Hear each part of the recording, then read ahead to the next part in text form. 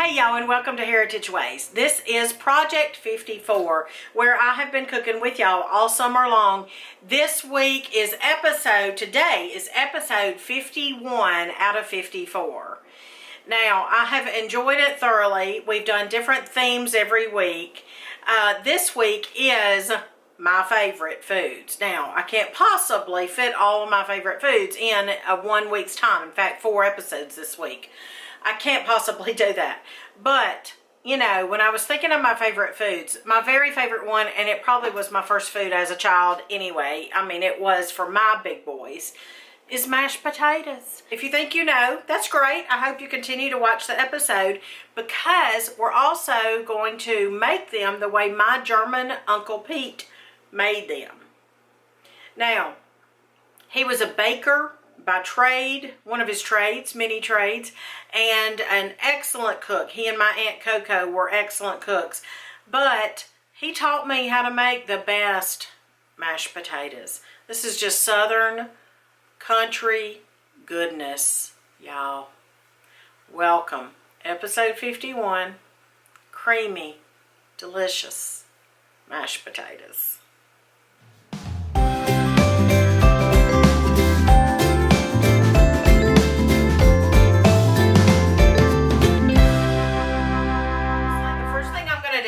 I am going to peel these potatoes. This is 3 pounds of Yukon Gold. Use whatever potatoes makes you happy, or whatever potatoes you grow, or whatever you're able to get. Folks will tell you, and I'm sure it's true, there are different kinds of potatoes that are better for different jobs. I know that's true. Russets are good for baking, and red actually are good for baking. My mother-in-law uses red, and they're very soft and tender. In fact, we have a video telling her how to bake potatoes 3 different ways. But I like Yukon Gold for mashing. You can also use red for mashing. But again, use what you have. And today we're just making a small batch. 3 pounds in my house is a small batch. First of all, you do not have to peel them if you don't want to, especially if the peelings are thin, like these Yukon Gold were thin. But I peeled them anyway, just for a demonstration's sake. We like to make smashed potatoes, and when we do that, we leave the peelings on. So that's a conversation for a different day. I have found that one way to make folks feel comfortable and hospitable in my home is to post inspiring scripture or other inspiring messages. One you might try is John 14, verse 27. Now, we've got our potatoes. Here's a couple of tips. Put them in water as you're cutting them so that they don't oxidize and start to turn brown, especially if you're peeling a lot of potatoes. The second tip is you don't necessarily have to peel the potatoes if they have a soft skin, or a thin skin rather. These Yukon Gold had a very thin skin, but I peeled them anyway for the sake of demonstration. A lot of times we make smashed potatoes, and when we do that, we don't peel them at all. We just scrub the peeling really well. But if you have a potato like a russet, it's going to have a little bit of a thicker skin, which actually is very good for if you're making potato skins. But so to recap what kind of potato, I prefer a Yukon Gold or a red potato. But I'd also be very interested to hear down in the comments below if you would write what kind of potatoes you prefer for mashed potatoes. All right, to cut the potatoes, it's very important to have equal size pieces, or evenly sized cut pieces. You don't want to have big chunks and tiny pieces. So do your best to have even pieces. You can do that many different ways. You can cut the potato in half, and then in half again, which is quarters, and you can just slice it that way.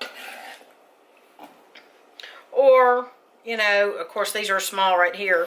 You can just cut them in half, and then I like to just kind of slice it up, maybe 1/4 of an inch thick, maybe. All right, I'm going to continue to cut these and get them in the pot, but I am going to go ahead and add some water for the same reason I said over here. I don't want these to oxidize and turn brown before I get ready to cook them.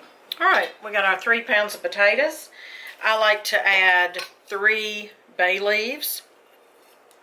If you've seen me cook before, you know that's the number of bay leaves that I use in everything. That way we know how many to pick out and discard.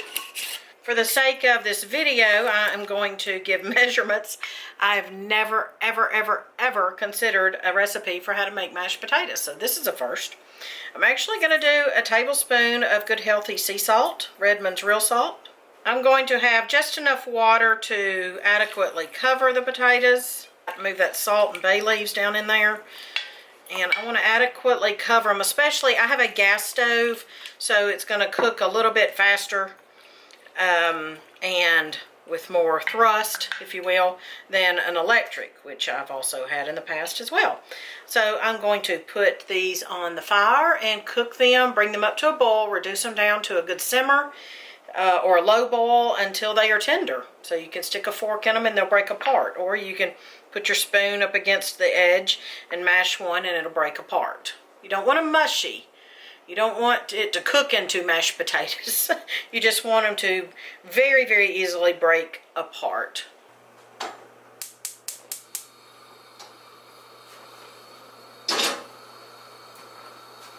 Now I put the lid on here just catty-corner just to keep the heat in and so that I can see that it's boiling, but I would not want to put it on all the way because you will end up with a mess, trust me. So I'm just going to get it up to a boil, reduce it, let it cook.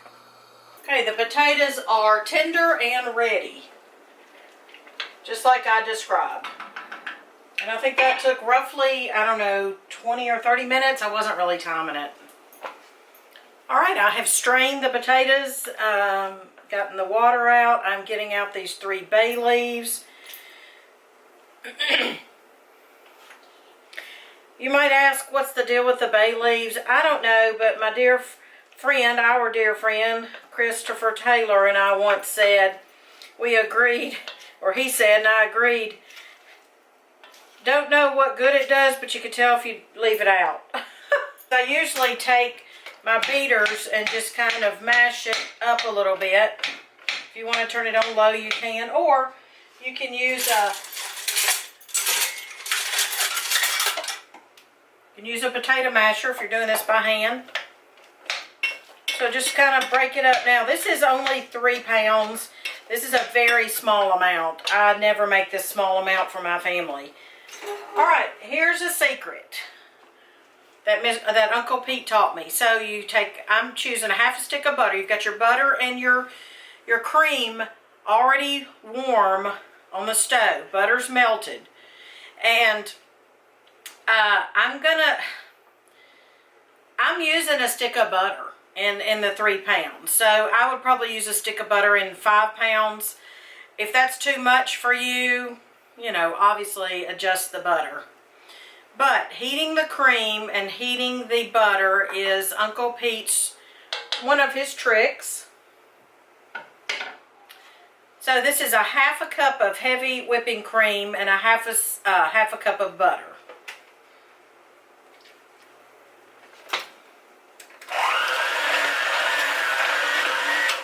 I'm going to go ahead and add some more. Now I'm gonna beat it some more, whip it some more. That's another thing. When I was growing up down in southern Middle Tennessee, the country folks whom I love so much called them whipped potatoes or cream potatoes. We just always called them mashed potatoes. So that's interesting. If I were, let me know what y'all call them. I'm curious about. Another one of Uncle Pete's secrets is white pepper. I'm going to use, probably in this amount, I'm probably just going to use 1/4 teaspoon. Okay, well, it's going to end up a half a teaspoon. Half a teaspoon in this amount. And then I'm going to taste it, but it's going to need more salt, I can tell you that. So here we go with, I'm going to just whip it a whole lot more. Normally I would just add the salt. I would know how much. In this case, I'm going to try to measure it for you. So I'm going to add a teaspoon of salt. And I'll mix that up and then I'll taste it.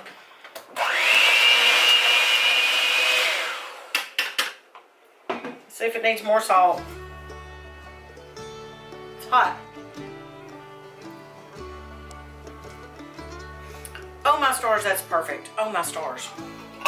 Oh my stars. Okay. Yay. Yay. Okay. I'm going to put some in a bowl and sit down and reward myself. If you want a pat of butter, put a pat of butter. But look how creamy. Oh, look. Look how creamy. Oh, comfort food indeed. Y'all have to look at this t-shirt Mr. Patient bought me the other day when we went to Bob Evans. It's hilarious. Okay, I'm thrilled that I finally have an actual write-down recipe for mashed potatoes after 54 years of living. Wish you were here, but I'll see y'all in the after party Friday night. We're gonna have fun and we're gonna laugh a lot.